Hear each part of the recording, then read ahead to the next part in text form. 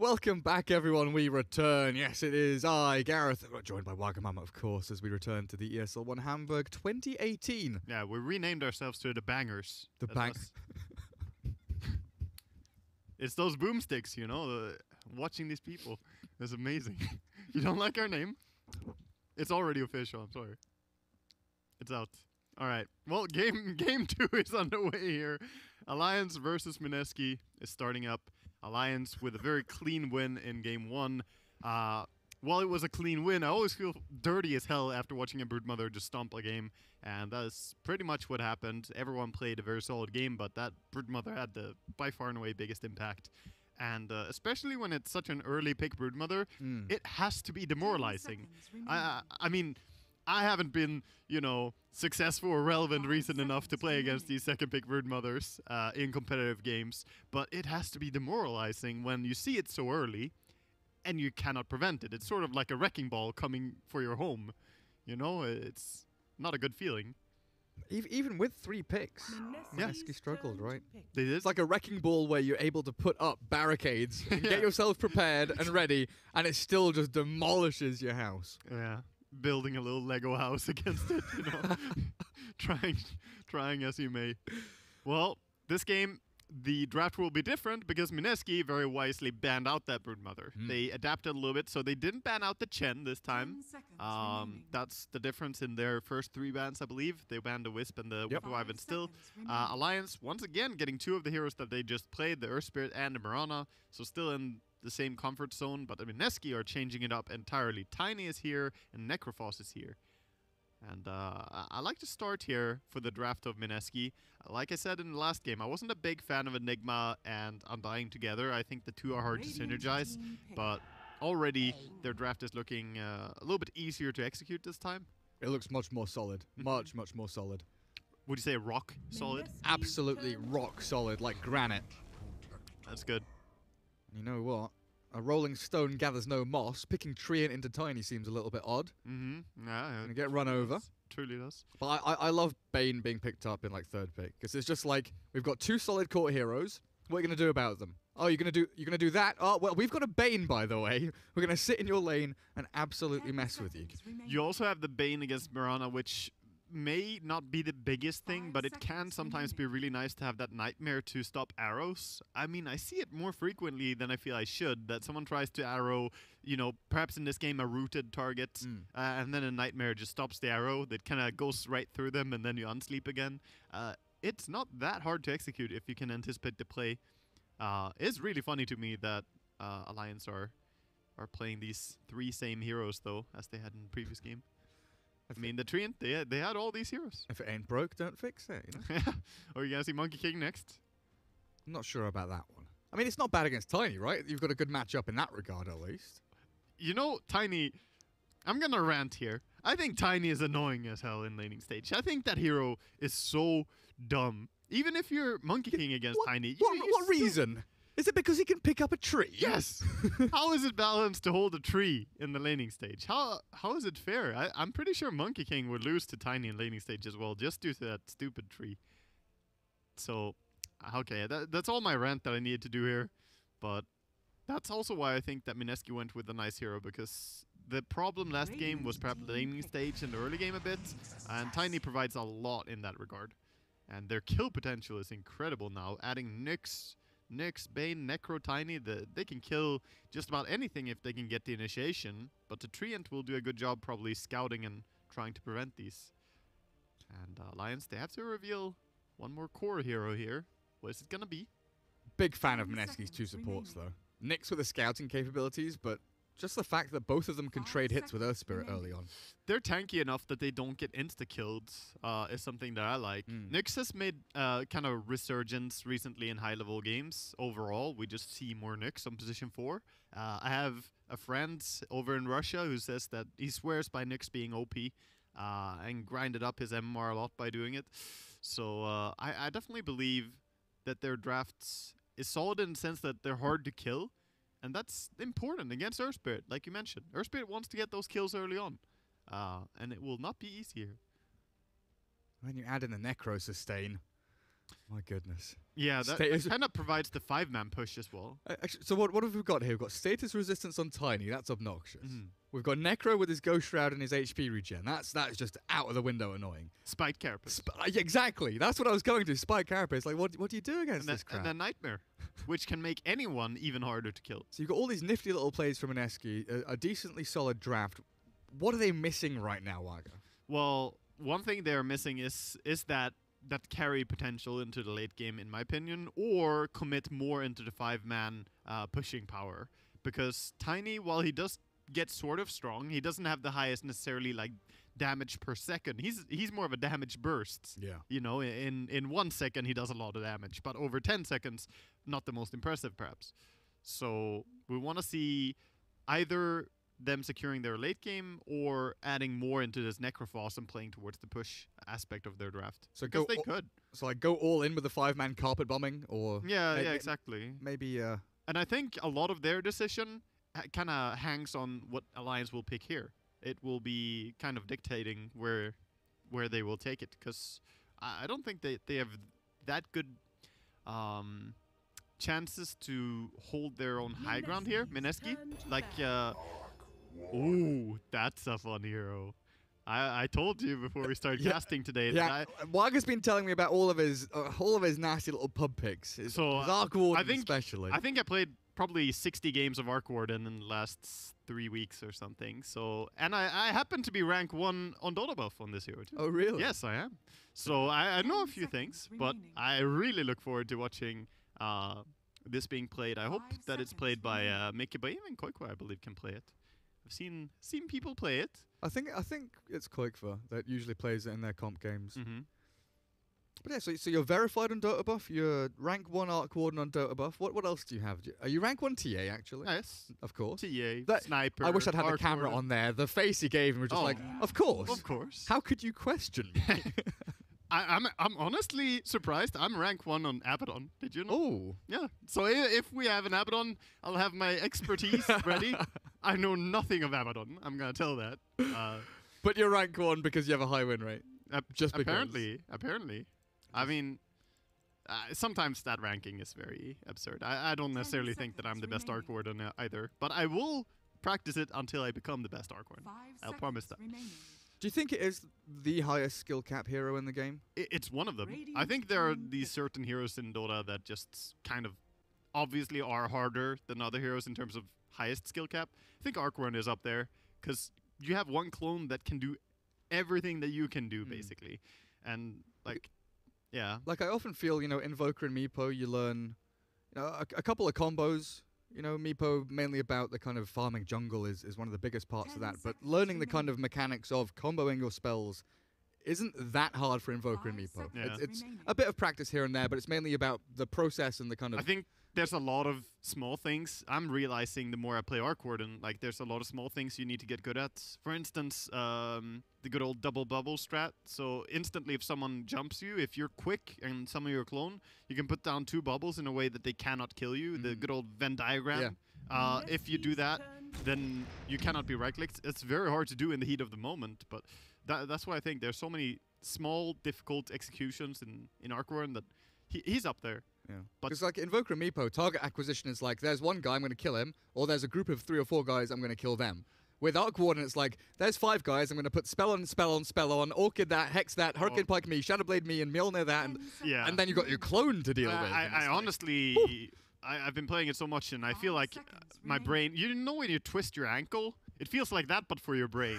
That's like how I feel. After some late game team fights, I just, warped. Yeah, I had some Arc Warden play that made it, got #1 on Reddit and stuff because I was holding the base with the refresher purchase and bubbling the ancient. Yes, I saw we that. actually won that game. Your ancient was like 30 HP or something. Yeah, it was down below 100, I think, and we won that game. That was very satisfying. Well, back to the game, because we've got a boxy Doom, which is interesting in its own, but Moon Alchemist, the final pick from Mineski. This looks great.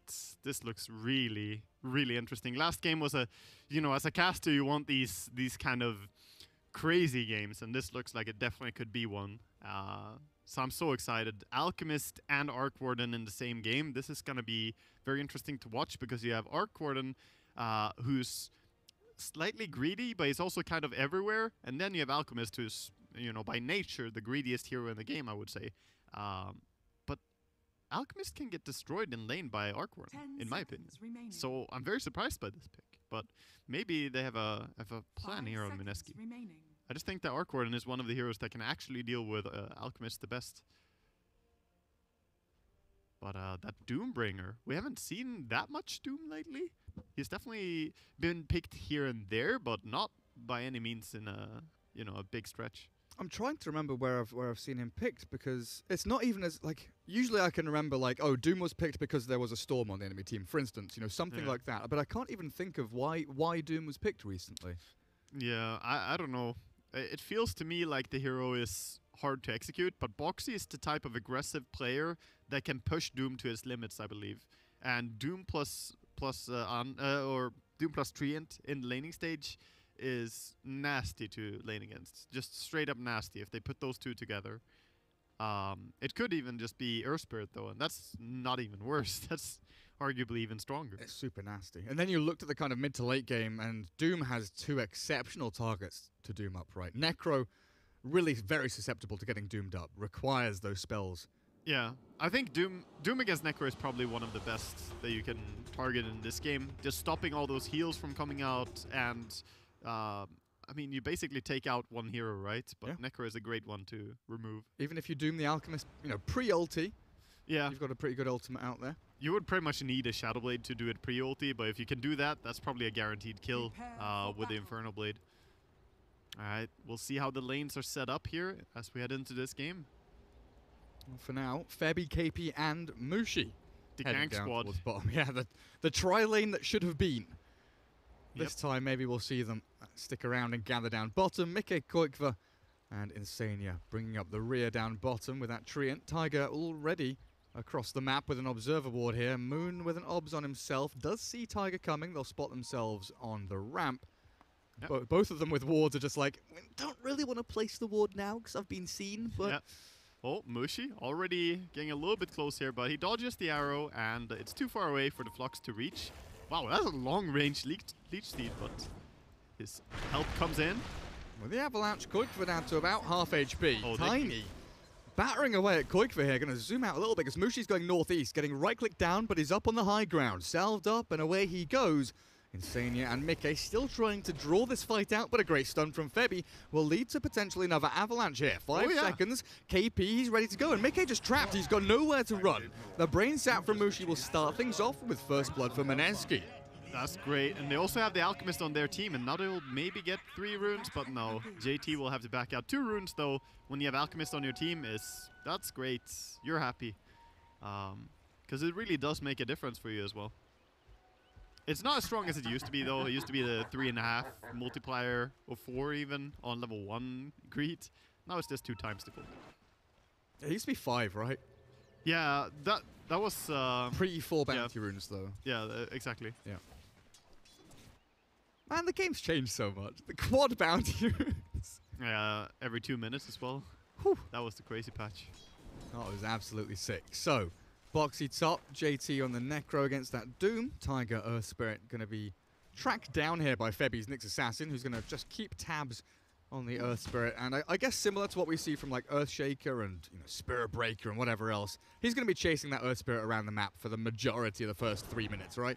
Yeah, probably. He probably wants to even get his pull available, but as the Earth Spirit is pulling the creeps away here, he's probably just going to have to watch here. He's trying to get the body blocks enough that they de-aggro, but that's not so easy. I thought he might just have had it there. Yeah, it was close, but he's gonna go for a stun maybe? Nope. A quick roll away from Tiger. And Earth Spirit has that wave under the tower. But close enough that the tower hits them, so this is still fine for Mineski. Because he's not going to be able to kill another creep wave here. And if you do this pull, typically you want to get more out of it. Like, you want to be able to contest next. Because look at Necrophos. He still has a lot of creeps up here. He's going to be able to deny, and he's definitely not suffering. So I would say it works out a little bit better for Mineski. Yeah. They don't really get to reset their equilibrium or anything like that because of the creep waivers under the tower. No pull coming across from Tiger. He's going to roll in and block the pull camp as well. Is he going to stick around? Of course he is, yeah.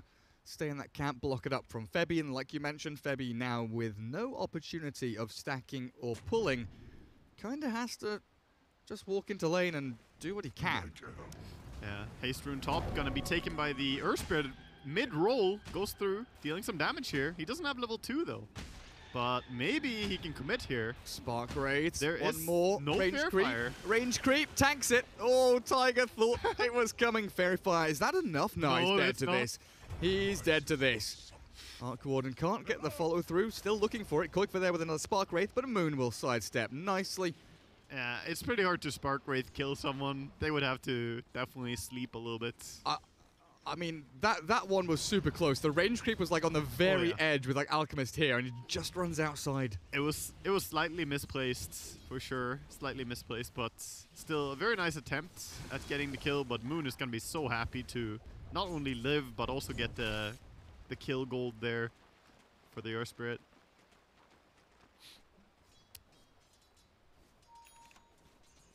So far, top lane is dead even, 15 and 4, and 15 and 4 between these two. Doombringer has the stomp creep, so if he gets some help from Earth Spirit, maybe he can get a kill. But alone, this should slowly become more and more Necro favored, I feel, if it's just a 1v1.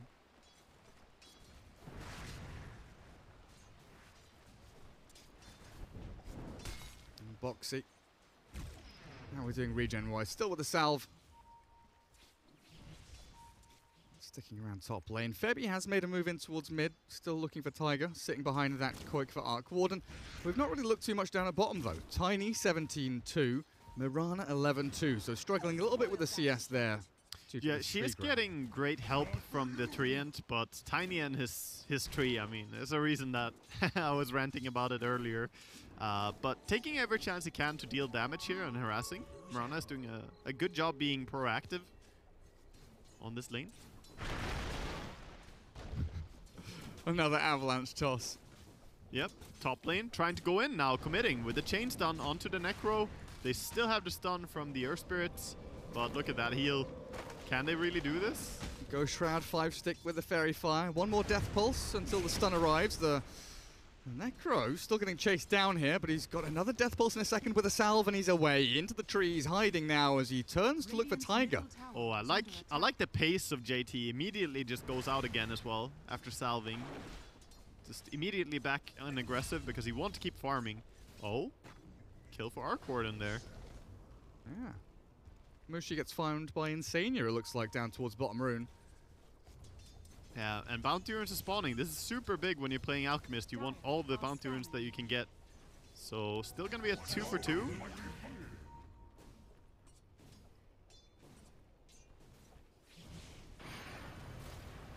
Is he going in on this? Insania drops, but Moon, very low HP, just stands his ground. I like the Illusion Rune just standing there and helping him. Just tanking up all of that flux. Doom pulling these creeps back here, trying to get some farming going on. They're gonna shrine up, just holding the creeps meanwhile. I miss being able to pull the enemy creeps into a neutral camp. You can't do that anymore. Makes me really sad. Used to be so nice. You could do it with like one of the camps, right? Sometimes, if you like drag it long enough. I can't remember what the trigger is. I've seen someone do it, but there's like some weird thing you have to do where it's like top lane you can't drag it into this camp, but you can this one. Yeah, I mean, it's just certain camps do not aggro on the creeps at all. They get unhappy. Yeah. They're just useless too.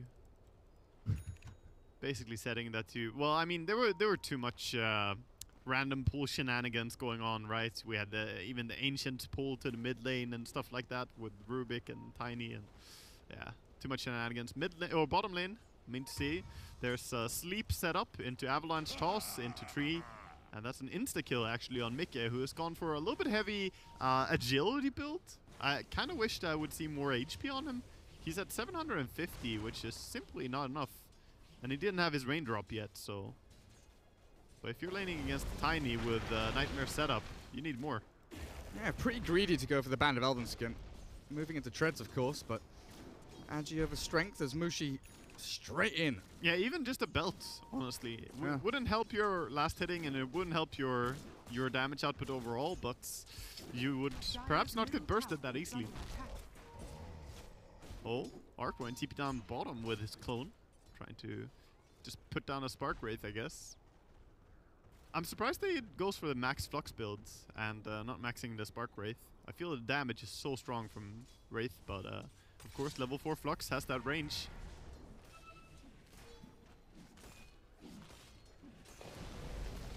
We are seeing some stacks being prepared for the Alchemist as well, but Radiant are on it. Taiga has already warded and found this big camp as well that has been prepared. So we'll see if Alchemist will be able to pull back. Oh, mid lane, they're gonna try for the Alchemist. They're thinking about it, they're rolling in, not on target though. And the clone has cooldown. Can they really kill this? TPing in extra help, but... Oh, that great two-man stun though. Febby gets another two-man stun of his own and they turn. Mushi with a brain sap takes out Koigva. Yeah, super easy kill for him. Just swoops in, brain saps, and that's a kill onto the Arc Warden. Feeling blessed, Mr. Mushi. Moon has even found a regen here after getting this kill attempt onto him. He's having a pretty fantastic start on Alchemists. And looks like he's going straight for the Power Treads into Radiance build. We see a lot of different builds on Alchemists. There are many schools that you can follow on mid-Alchemist, but I like this. This is probably the safest approach in terms of guaranteed impact on the game. If you commit and go for something like the Solar Crest or the Blink or even Armlets, it might backfire on you. And I would not go Armlet against a Doombringer. It's too tough to use. Okie dokie, we're all set. Phase boots into Hood, so Doom's gonna go for that big boy tanky build for now at least. Probably see a Shadow Blade or a Blink up on him for that initiation once he's beefed himself up a little bit. Moon. Oh, Doom just popping that ulti. He's like, I don't care. It's a support, it's a core. Can we see a deny here though? Necro? Nope, not gonna be able to get it. And I like that generous use of ulti. If you're playing off-lane Doom or someone with a long ulti cooldown in the beginning of the game, just pop it. It doesn't really matter. Bottom, we might still see Mushi getting chased down here. Mikke goes in. Oh, Doesn't get the Mushi double, with a though. stick. Roll forward. Ooh, Oh, that's aggressive. Tiger. That is ballsy. He's going to lose his life here, surely. Yeah, there's the final slap of the tree as Mushi into the trees tries to juke, but he's not quite able to get himself away. Now, Mikke looking to turn. He's fighting with KP. The bottle keeps the Tiny up and running, but the Mirana's not chasing. She wants to get out. She needs to get out of here. They know that Febby has another stun. There's no leaps left on Mikke, and in comes KP. Avalanche toss. Sit down, Mirana. You've been a naughty girl. Very nice kill there for KP. He did a little bit of a misplay earlier there by tossing his teammate instead of target, which actually ended up killing the Bane. Mushi was like, why is this Mirana still hitting me? But it was still a very nice attempt. Oh, they're just diving in for Koikwa, but... That creep wave. Yeah, he was hiding under his creep wave, making sure he doesn't get tossed. That was very cute. Very, very nice. Looking at item builds here, we do have Midas coming up for the Arc Warden. This is the cookie cutter build. You want that gold increase. It is pretty much your main source of income. But speaking of income, the stacks in jungle have been cleared. Look at Alchemist's gold. 7,300 when the highest is 3.6 on the side of Radiant. He is flying ahead. This is what you would expect, of course, from an Alchemist, but this is going to be a very, very fast Radiance. He's stacking. Can he get to double stack? He does. Or, no, he doesn't. Fails one of them, but he got the acid spray stack. 11 minutes in. How is he looking on levels? We're looking at his Radiance timing, which is pretty good. Oh, Febby. Where's that? Middle? Okay. Quick for just solo. I did not expect that. I mean... Yeah, he's getting solo kills. This is one of the powers of Arcwarden as a hero, though. When you have your clone available, you can kill... almost anything on your own. You don't really need help. The cast range on Flux is so strong. You become an absolute slayer. Absolute slayer. He's still holding a point for talents. I wonder if he's thought about it. Okay, he's going to CDR. That's what I was thinking too. And there's the Hand of Midas. It very often plays out like this. He just got his CDR talent, and now he has Hand of Midas. I played, out of all the games Zone Arcor I played, this is like what happens almost every single game. Just kind of works out that way. It's super nice. Just feels like convenient efficiency. I've never really thought about this, mainly because Hand of Midas has kind of become a thing of the past, and I honestly don't play Arc Warden. I think the only time I play or buy a Midas is like, you know, Enigma, and even now that's shifted away from me. But my question is really, Midas used to be a rush item, you know? Get it as quickly as you bloody possibly can. Now it's very much kind of slower, steadier, boots, Aquila, raindrops, and then Hand of Midas. You know, what do you think is the big reason behind that? I think the reason is just respect. People respect their opponents a little bit more. Okay. I mean, I'm a dum-dum, so I still go rush Midas sometimes, but it kind of depends on how you feel about the game. If it feels like the enemy might gank you, you definitely want to get your boots going. Aquila is just insane value item. I think you can't skip that one. But yeah, sometimes I even add a second Wraith Band before Midas, because just a little bit stronger at fighting. And it doesn't matter if you have it super fast. All you need to do is get it at some point. Top lane, we might see a setup here. Mushi's hovering about. Oh, he sure is. KP tipping Mickey there after the toss. A little bit under his skin. Moon with some more stacks back here with the Radiance going his farm rate. Bottom lane, we see a nice go here, but he's simply gonna go down here. He got caught out on Tiny, set up by the Treant ulti. Arrow followed, and that's the kill. I looked up top expecting Doom to be dying, but Boxy made a great rotation down bottom to get, or at least enable that kill. Tiger now has taken his spot top, but look at the rainbow of TPs, dear lord. What's happening, Alliance? They're coming in to fight, but it's only going to be Mushi that they find. Yeah, they were very prepared for that move, as they had a ward around that saw the movement coming in, deciding to just TP in everyone. That was a big commitment, though. You TP 3 heroes and you get a kill on a support, but you kind of want to get more, and I don't think that you're pushing a tower against a Hood of Defiance Necrophos. It will be very hard to do so. Yeah, they all spread out across the map. It feels to me like everyone has forgot about Alchemist in this game. You know? It feels like he's just... Who, sorry? Yeah, exactly. Oh, like, he's in the jungle. Oh, farming. 3,000 gold. Where did he get that from? Bottom, there's a nightmare there. Who do we have following up? KP, Avalanche, Toss. They've got the sentry nicely placed by Mushi to drag Insania back into the waiting arms of the Reaper's Scythe. Throwing him to the Reaper, who's been patiently waiting for him. That is a nasty death time already. I mean, you're still only level 7 on Treant, but being dead for 45 seconds. Oh, that Doom comes out just after the concoction lands. Yeah, but the heal... I mean, this is definitely a useless Doom, but perhaps he had to. Yeah, I mean, maybe it stops Koikfurt and Boxy dying. Maybe, I guess. We'll never know. Yeah. But that's the situation. But that's a timing window now. Now you definitely have the chance to make plays here. If you're on Mineski, this is the time to go. Like Necro bottom just shoving tier 1, not a fear in the world. KP is about 350 away from his blink dagger. Oh, less than that. No, 350 away from his blink dagger. Yeah, I can do maths. Yep. Febby Earn up, TPing top in fact. Maybe setting up for Mickey here, but Mineski pretty focused down in the Radiant side jungle. Tier 1 bottom about to fall. And they've even got a potential setup mid with Mushi lurking around. But it looks like Moon wants to jungle, get his Manta style up. It's the most painful thing ever to play Treant and see the enemy just commit for a push. And you're like, but I could heal that tower. Can't you just slow siege it? But then they just take the tower instantly. So that's one tower gone that he won't be able to heal up. And he is maxing the heal. He's got 2 points in the Nature Skies. Boxy. Eating up that catapult, but in comes Moon. KP here with a blink dagger as well. Defending their tier 1. Oh, but Alliance very they're trying to catch the Necro on bottom as well. He's 4-staffing away, trying to get the TP off, but he gets punched. Feels bad, man.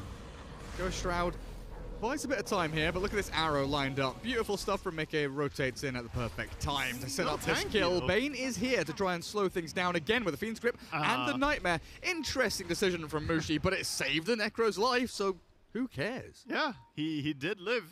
That's enough. That's enough. He got out. Fiend's Grip was used for a very short amount of time, but still used, so. And This game still looks great for Mineski though. The more I look at it, this Alchemist is just having complete free farm. I haven't seen even one real serious gank attempt onto him in the first 17 minutes. It has been difficult. Alliance. No, Alchemist, you blocked the camp.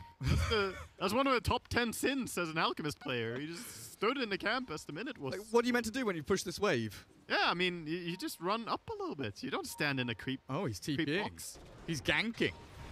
They're already ganking, actually. Never mind. Koikfa is going to get absolutely destroyed as Alchemist TP's mid to try and take the tier 1 with the rest of his team. Mineski feeling very strong at the moment, and they are utilizing their potency by grouping up as 5 with this Alchemist. And honestly, Waga, what stops them? Yeah, I have no idea, honestly, what stops them at this point. You need to be proactive and get some good ganks off with the Doom. They tried to do that earlier, but didn't really work. And then they have that 145-second cooldown. But it's up and available now, so after the push is over, then they have to go for that gank attempt. But my dude, Alchemist has 15,000 net worth. Yeah. Yeah, I mean, like I've been talking about it, but I feel like nobody on the side of Alliance have really recognized this. Well, I've just been looking at the numbers like shift up slowly but surely, and I'm like comparing it to Arc Warden every now and then. I'm thinking, right, 6,000 Arc Warden, 9,000 Alchemist, 6.5k Arc Warden, 13,000 Alchemist, 7,000 Arc Warden, 15,000 Alchemist. I am going to point out a little bit of a thing here that I feel this is the standard build for Arc Warden, right? Like, this is what you mostly see. You see the Midas into the Maelstrom. This is as clear as it gets. But if you're playing against Alchemist who wants space and wants to farm, honestly, Meme Hammer is the way to go, my friend. For sure. You push, you take towers, you do something. Because in this game, he just has to hide away, sit back, not do anything, and try to farm an Arc Warden. But you want to be active. You don't want to be slow. I mean, you can try and go late game here, but I really favor Mineski's odds in going late game here. Mid lane? KP going in. KP is in. But he doesn't have a friend, though. He's coming. The Nyxes are running. They have no tower, and they have no sentries. Finally, a sentry gets placed, but that chain stun not going to be enough. Yeah. A little bit stacked there, and with that living armor on top, they'll be able to turn for the Febby kill. Nyx Assassin will drop. Living armor level 4 is so strong. He's able to protect really well. Just making sure. This is what he needs to do as well on Insania. They've got to grab top lane. And with that Reaper's Scythe, they will claim names. JT finds Tiger. Chase forward though. Boxy with the Doom, and now Mickey looking for the follow through. They've got the Star Storm. Mushi has Nightmare. Where is it?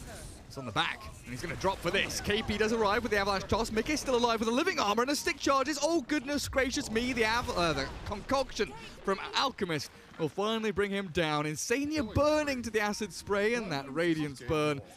And Alliance, it looked good at the start, but the reactions were there. 5.5k gold on this Alchemist. He could almost buy a full Octarine if he wants to, but I think all he needs here is a Blink Dagger and just get active, start killing people. He might buy a heart.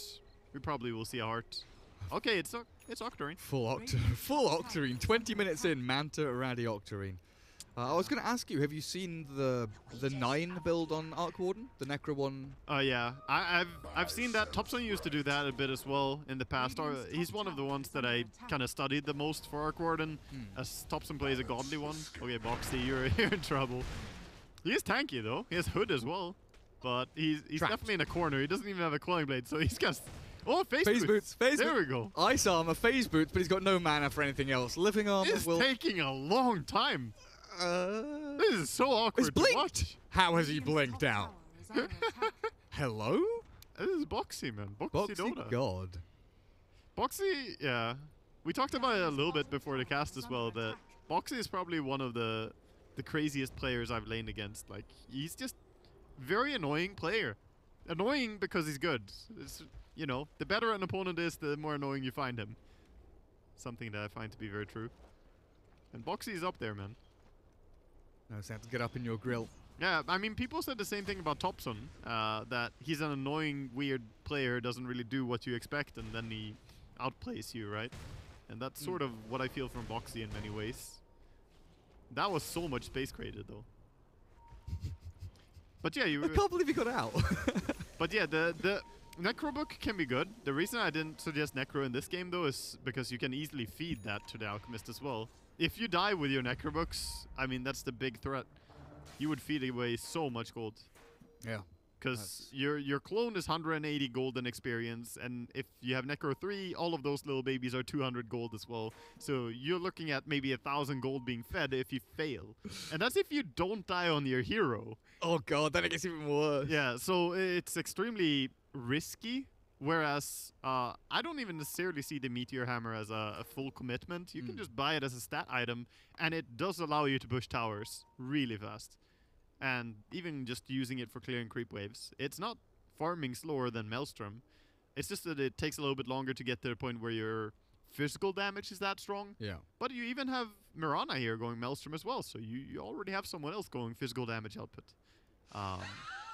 So I would just have liked to see a more driver's seat kind of Dota coming out from Alliance here, because when you take the back seat against an Alchemist, it tends to go bad. Well, we'll see what they get up to as bottom Koikva's clone will get found here. Oh, that's farm. Is it going to die before it times out? I think he gets it here, right? Yeah, he killed it. 180 plus 32 plus 10 million billion gold. Yes, that is how Alchemist works. And what do we have over here? Pipe 4 staff for JT's Necro. Mushi still in heavy poverty. Tranquil boots for him. As Febby moves around with a nearly completed Spirit Vessel, but it's Moon who's top, being eyed up by two Moonlight Shadowed Alliance heroes. Oh, he has Febby around as well, sneaking around, not walking on the lane. Very clever, because they even had a sentry on the lane. So, he took the right path there, but in the end they're just gonna TP out. And it is Mikke who's in action here. Oh, Boxy's come in with a Doom on the back. Necro has been found, but they have to focus down Moshi's Bane to begin with. Boxy gets the kill in the back, though. A really nice maneuver there. That's a fantastic play by Alliance, because if you consider they didn't have vision there, and they still pull out that play. They used the information they had and made it look like they had vision, you know, by how Boxy played, how he blinked in, doomed instantly. It was really, really beautiful. I'm trying to wrap my head around why Mineski ran up this high ground, though. Yeah. Because KP saw the TP and he blinked away from Shrine. Ideally, they wanted to group up with the Alchemist and push top. Oh, they wanted to connect at the Shrine then? They wanted to push. So that's why they were heading that way. But it was a little bit too ballsy to take that path. And I mean, I think if Tiny blinks forward and not backwards, maybe they're okay, because then they've got 3 or 4 heroes all together. But KP literally blinked the opposite direction to the rest of his teammates. Yeah, he did. But this also means that the top tower is going to get healed up from no HP at all the way now. Just because you were a little bit greedy and trying to go there as fast as possible. Because I think when Mineski are 5-manning, right now there's nothing Alliance can do about the 5-man, but they have been doing a good job fighting when they can. And Arc Warden now does have the entire Mjolnir if he can go there and buy it. So he's starting to get that damage output coming out. At the same time, though, Assault Cuirass is flying in for Alchemist. Sorry, could you say that again? I'm a little bit ill today, and I thought I heard you say the Assault Cuirass is coming out for the Alchemist at 24 minutes, Wagga. Yeah, he's hitting all the right timings here, and this is going to be a high ground push that you will have to deal with. Oxy on the mid lane? Yeah, he's been caught. I mean, this is monumental right now. Arcan Rune and Octarine. We're going to see some stuns here, my friend. How many stuns has he got? All of them, yes. Absolutely infinite. I mean, now he wishes he had a blink that you mentioned earlier, right? Well, he has a 0.2 second downtime on his stun right now. Wait. I mean, right now he can chain stun someone almost by himself. Oh. Hey up. That is if he challenges it. Well, KP dead in the back. The Fiend's Grip from Mushi will arrive. Alchemist in the middle of it all, trying to battle away, but he's stunned and held in place. Now the buybacks arrive, but Moon he's just an absolute juggernaut. Not the juggernaut, but a juggernaut. Oh. He is going to slay you. The Doom is finally there, out from Boxy, and now maybe Arc Warden can come into play. They move forward with the Spark Wraith and the Flux. The Doom's still going for how long? About 10 seconds or so, but it looks like the Alchemist is out as Necro turns to battle away. He's just zoning them all out. Mushi finally falls, but the rest of Mineski, they are ready for this war. Yeah, Moon is coming back in as well now. Now you don't have Doom available. And Treant is dead even after buybacking. He is down, so there's no pesky living armor. This is very hard to stop. Still Aegis on the Necro as well. So the only one you have to kill is Alchemist, but how do you do it? The only one you have to kill is Alchemist. Oh, here come the stuns. Quick for half HP. Defending the base with these nice bubbles. At the very least, keeping Alliance in this game. And it looks like Mineski, they've been deterred by this. They don't want to continue high ground for now. We'll see. Won't be so sure yet because they're still running there with Tiny. He's coming in. Bane's respawned. Mushi's ready. Mushi's coming. Yeah. Wait for Mushi, guys. You've been arrowed now. Stunned, silence, the combo's there. But KP's in to take care of this Alchemist. Oh. Keeps him up and running, and there we have it. KP slams Boxy. With the tree throw, it is enough. Necro moves forward and allows KP to get the kill with a final tap down on Insania's tree, and they will... I almost want to see a replay of that. It was so beautiful. The toss into the next stun was perfect. They threw in the Doom, and he got stunned. Before he even landed, the Impale was there. That was really nice. Godly stuff. And this is a massive step up for Mineski after game one. Yeah, game one, it looked like they were unable to do anything about what Alliance had for them. But now, it's truly like the tables have turned. It's 15-18 in kills, but this is way, way more one-sided than that. Mineski are full control here. I mean, 27 minutes in. 21k lead. The bubble does come out again with the living armor. And the back to regen kicks in, but that's what? 1.5 lanes of barracks. Ranged Rex still standing mid. But who cares about that? Roshan. Yeah. And that's minutes still. And the push will only get harder now. I mean, full Heart of Tarask on Alchemist. So now is a very short timing window, I think, where Alliance have to try and make something happen before the push comes to them. But it's so difficult when you need to shove out the lanes. Mirana trying to snipe Courier. Not going to be successful in doing so. What do we have? BKB, Maelstrom, Mirana. I saw Arc Warden queued up the Hex. Yeah, he has the Blink Mjolnir so far. The Hex will allow him to try and stop the healing from Necro or just go on someone before they can protect themselves. But I think it's going to be too late. I don't think he will have the Hex before a deciding fight here. Yeah, the game looks... Either you defend this or it's over. Here comes Mineski. The Southeast Asian team with a horde of heroes. A Lotus Orb is available on Necro as well, so... Oh, that's real nasty. Right, Doom, good luck, buddy. Have fun trying to ult anyone. JT with a Lotus, Moon with the ulti, Manta style ready, and this tier 3 being battered away at needs the magnetic field just to buy it some time, but Mineski are so bloody strong right now. Moving forward with the Alk Illusion, scouting, zoning, cancelling blinks as well, as finally the Boulder Smash will go on through. Toss back on the Alk. He's doomed up with the Lotus Orb on him, the Nightmare, the Doom, and Alliance, they're running out of gas now. Tiger has been absolutely annihilated by the Reaper's Scythe, and arrow onto the Necro maybe opens things up here. But the big old Fiend's Grip at the back from Mushi will force Mickey to jump on him. The Nightmare to save. Now a leap into Starstorm, but GG's coming for sure. They're just looking for consolation kills, anything to keep their morale a little higher here, because Moon is untouchable. Right into the middle of them all. 1, 2, 3, there's the GG. That last fight confused me a little bit because they blinked in and doomed and initiated, but they still had the Mirana split pushing bottom. She didn't even start to TP base yet. So they tried to take a fight, but they were not all there. However, I think at this point, it was already way too out of control. This was honestly a game where they didn't do a single gank on the Alchemist, I think. I honestly cannot remember a single time that they ganked and killed him in the first 15 minutes. I mean, he didn't die in the first 15, I think, so for sure they didn't. He didn't die at all in this game. No, they brought the Earth Spirit in once, but that was more like a reaction to the Nyx moving in. And then Alk was like, jungle. Well, I mean, it's not uncommon when you see Alchemist to move like almost 4 heroes to just chase him, you know? 4 heroes if he's on a lane, or at least send like 2 heroes into a jungle and pester him. But if you take a look at the net worth graph and just look on the individual ones, you just see why you need to stop him. This doesn't work. But a great game played by Mineski, and the aggression coming out on the other lanes. I mean, we talk a lot about Alchemist here because he's running the show, but the aggression on the other lanes by KP and by Febby scouting with his Nyx Assassin, and also by JT just on his Necro, kind of kept the others busy. So, absolutely. Impressive stuff. Definitely looking a lot sharper than game 1, and that makes me happy because Mineski, they're always an interesting team to watch. Like I said, I love following KP and Febby at least. So Fun stuff. Can't wait for seeing more what they have. Yeah, and Mineski, they're coming up next against Secret. We'll take a short break. The stream will likely go down for a couple of minutes as we fix out the delay, but we'll be back in not too long. See you guys.